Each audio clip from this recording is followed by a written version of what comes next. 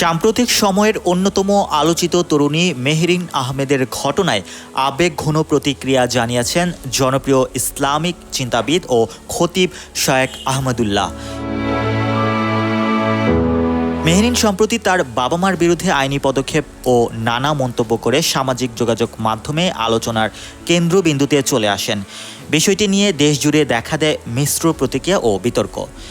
এই প্রেক্ষাপটে সোমবার শায়েখ আহমদুল্লাহ তার ভেরিফাইড ফেসবুক পেজে একটি হৃদয় ছোঁয়া স্ট্যাটাসে লিখেছেন, সন্তানদের ভোগবাদী ও আত্মকেন্দ্রিক করে গড়ে তোলার দায় আমাদেরই।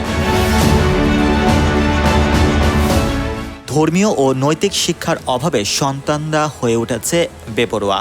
তাই এখনই সময় সন্তানদের শুধু পড়াশোনা নয়, ঈমান, আত্মপরিচয় ও মূল্যবোধ শেখানোর। Mohammad Rasel, news 21 news desk.